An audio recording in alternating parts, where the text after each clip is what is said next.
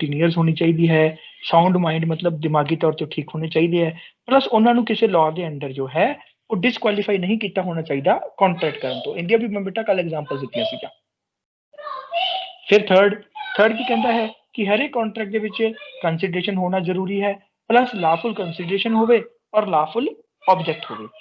और फोर्थ की है बेटा भी दोनों पार्टी की जो कंसेंट है वो फ्री होनी चाहिए है, किसी तरीके से धोखे नाल कंसेंट नहीं दी होनी चाहिए। देखो हुण तुसीं देखो मैं 2-3 एग्जांपल दे दिना है।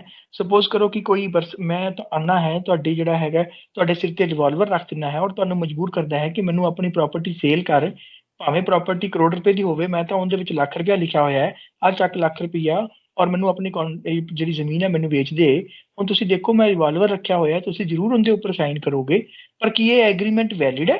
नहीं, ये वैलिड नहीं है, बिकॉज कंसेंट तुहाडी जिहड़ी तुहाडी मंजूरी है वो फ्री नहीं है। ठीक है, मैं ਤੁਹਾਨੂੰ ਡਰਾ ਧਮਕਾ ਕੇ ਤੁਹਾਡੀ ਕੰਸੈਂਟ ਲੈ ਰਿਹਾ ਹਾਂ, ਮੈਂ ਤੁਹਾਡੇ ਨਾਲ ਜ਼ੋਰ ਜ਼ਬਰਦਸਤੀ ਕਰਕੇ ਤੁਹਾਡੀ ਕੰਸੈਂਟ ਲੈ ਰਿਹਾ ਹਾਂ।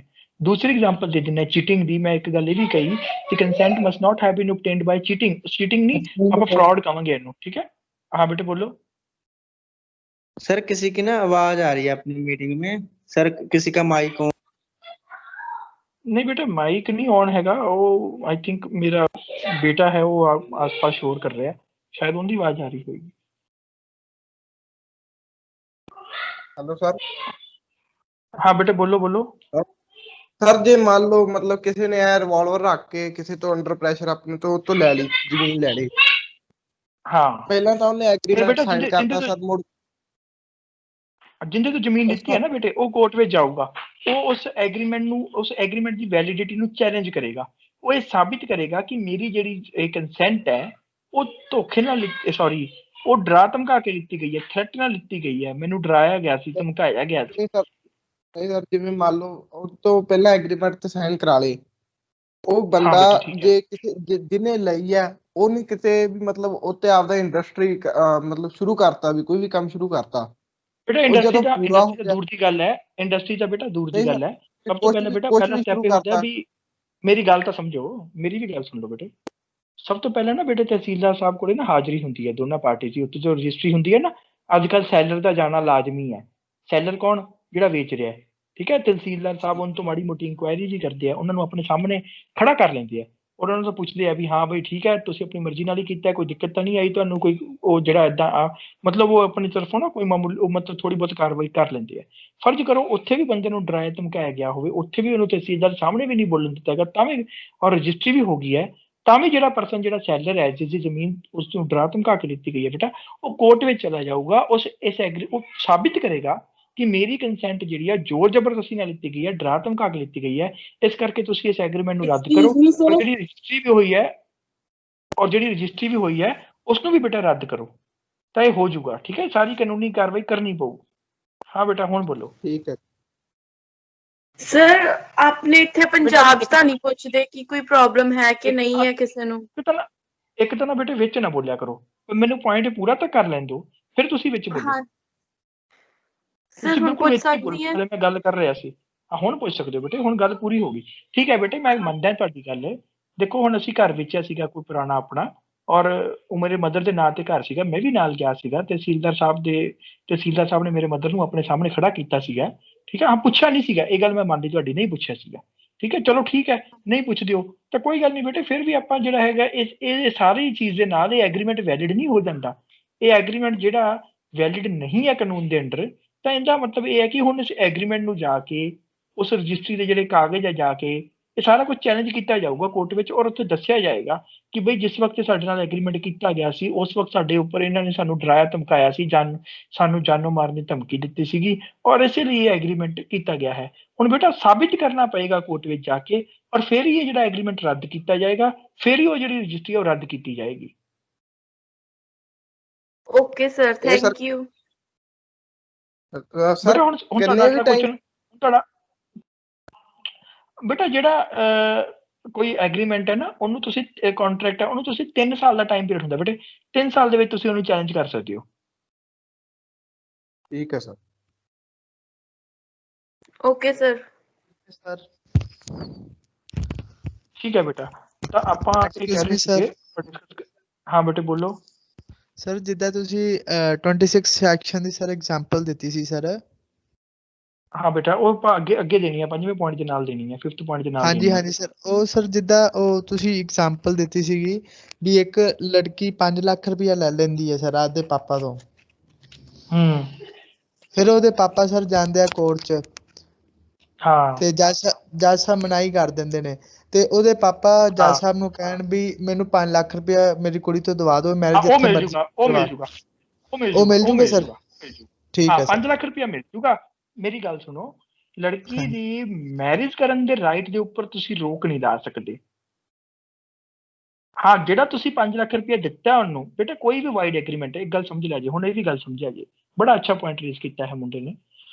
ਕੋਈ ਵੀ ਬੇਟਾ ਐਗਰੀਮੈਂਟ ਹੈ ਜਦੋਂ ਵਾਈਡ ਹੈ ਜਾਂ ਜਦੋਂ ਉਸਨੂੰ ਵਾਈਡ ਡਿਕਲੇਅਰ ਕਰ ਦੂਗੀ ਕੋਰਟ, ਤਾਂ ਅਗਰ ਦੂਜੀ ਪਾਰਟੀ ਨੂੰ ਕੋਈ ਬੈਨੀਫਿਟ ਹੋਇਆ, ਬੈਨੀਫਿਟ ਵਾਪਸ ਕਰਨਾ ਪਏਗਾ। ਜਿਵੇਂ ਇੱਥੇ ਲੜਕੀ ਨੇ ਜੋ ਐਗਰੀਮੈਂਟ, ਆਪਣਾ 5th ਪੁਆਇੰਟ ਕੀ ਸੀਗਾ? 5th ਪੁਆਇੰਟ ਆਪਣਾ ਵਿੱਚ ਪਹਿਲੇ ਲੜਕੇ ਨੇ ਐਗਜ਼ਾਮਪਲ ਦਿੱਤੀ। 5th ਪੁਆਇੰਟ ਕੀ ਸੀਗਾ ਵੀ ਬਈ एग्रीमेंट ऐसा नहीं होना चाहिए which have already been declared void under any law। Agreement ऐसा ना होवे जिन्हों पहला ही किसी लॉ के अंदर void declare किया गया। एग्जांपल ਆਪਾਂ ਕੀ ਲਿੱਤੀ?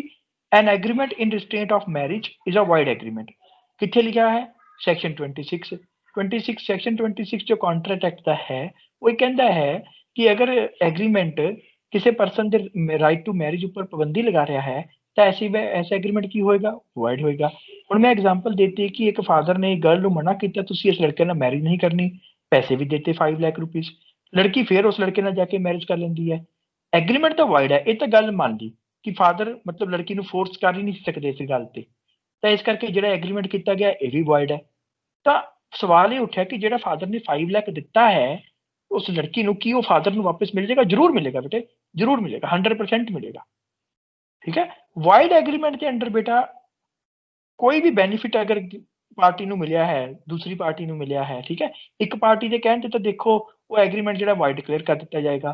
ਦੂਸਰੀ ਪਾਰਟੀ ਉਹ ਵਿਚਾਰੀ ਪਹਿਲੀ ਪਾਰਟੀ ਨੂੰ ਕੁਝ ਦੇਈ ਬੈਠੀ ਹੈ, ਕੋਈ ਪੈਸੇ ਦੇਈ ਬੈਠੀ ਹੈ, ਤਾਂ ਫਿਰ ਬੇਟਾ ਦੂਸਰੀ ਪਾਰਟੀ ਨੂੰ ਬੈਨੀਫਿਟ ਰੀਸਟੋਰ ਕੀਤਾ ਜਾਏਗਾ।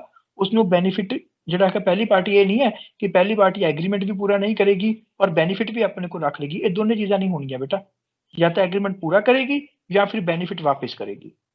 My point is clear?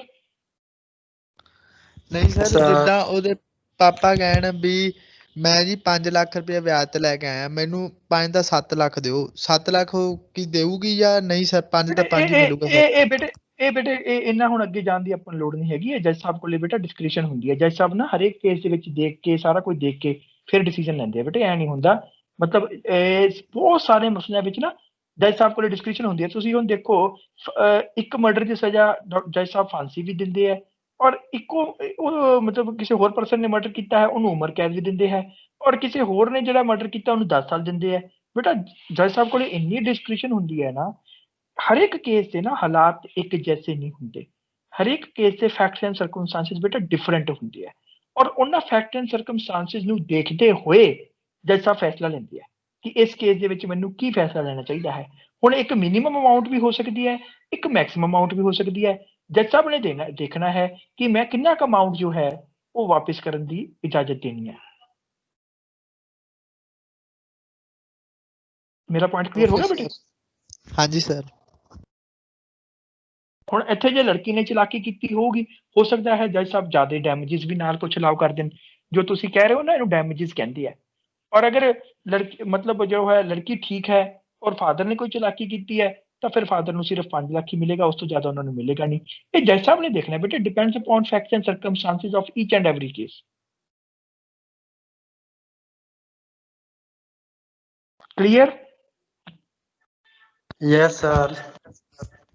ठीक है बेटा, आगे चलिए, नेक्स्ट पॉइंट शुरू करिए।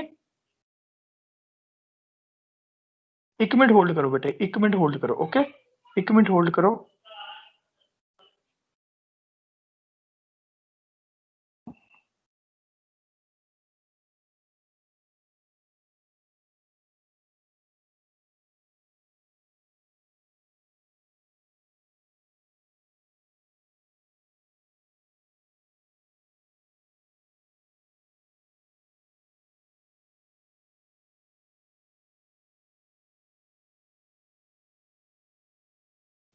हाँ जी बेटा, so we are going to discuss next point. We are opening slide number 2. ठीक है, डेफिनेशन एक पढ़ने जा रहे हैं. सेक्शन 2I लिख लो, section 2 subsection I vide agreement. उन्हें अपन बहुत अच्छे तरीके से समझ आ गया कि वाइड एग्रीमेंट की होता है. की कहती है definition, an agreement which is not enforceable by law is a void agreement. Wide agreement ਕਿਹੜੇ ਹੁੰਦੇ ਆ ਬਈ, ਜਿਨ੍ਹਾਂ ਨੂੰ ਲਾਅ ਐਨਫੋਰਸ ਨਹੀਂ ਕਰਦਾ ਉਹਨੂੰ ਆਪਾਂ ਕੀ ਕਹਿ ਦਿੰਦੇ ਆ, ਵਾਈਡ ਐਗਰੀਮੈਂਟ ਕਹਿ ਦਿੰਦੇ ਆ. ਜਿਸ ਨੂੰ ਲਾਅ ਐਨਫੋਰਸ ਕਰਦਾ ਹੈ ਉਹ ਵੈਲਿਡ ਹੈ, ਉਹ ਕੰਟਰੈਕਟ ਬਣ ਜਾਂਦੇ ਹੈ.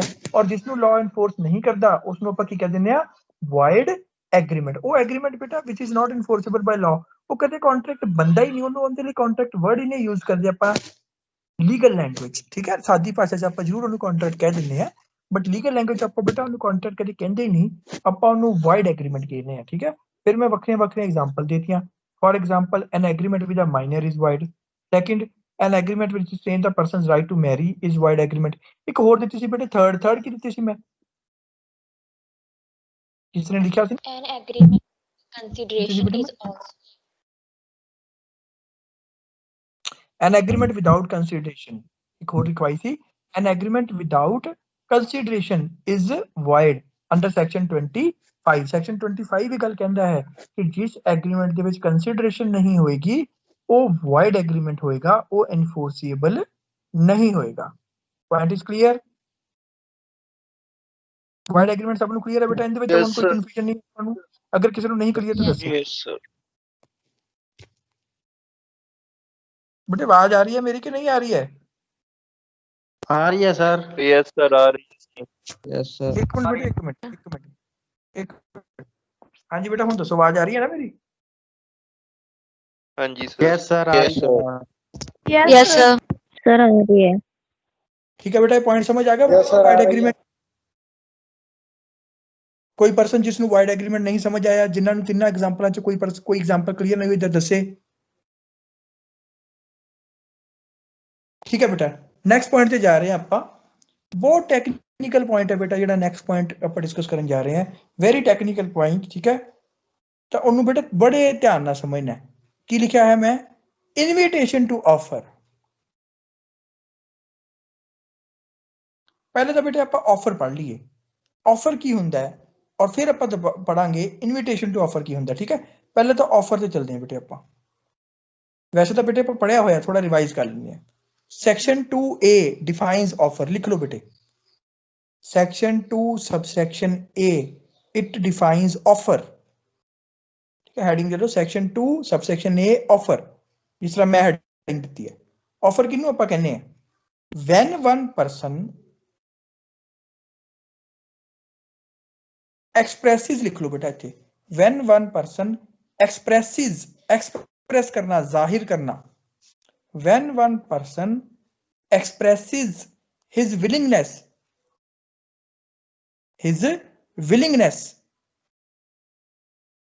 to another person to do or to abstain. बेटा पावर पॉइंट ਵਿੱਚ स्लाइड हैगी है. ठीक है, नजर आ रही है ਤੁਹਾਨੂੰ? ਉੱਥੋਂ देख के लिखो. When one person expresses his willingness to another person to do or to abstain from doing anything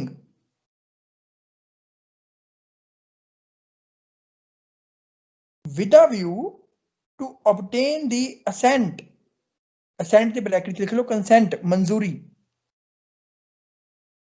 of that other person. Sir repeat करियो. बेटा स्लाइड पे नजर आता रहा है, नजर नहीं आ रहा ਤੁਹਾਨੂੰ स्लाइड पे? सर स्लाइड च वो चीज नहीं लिखी है सर. अच्छा ठीक है, मैं कुछ वर्ड्स ऐड कर देना हूं, कोई ना रिपीट कर देना. When one person expresses his willingness to another person to do or to abstain from doing anything with a view to obtain the assent the bracket लिख लो, consent of that other person, comma he is said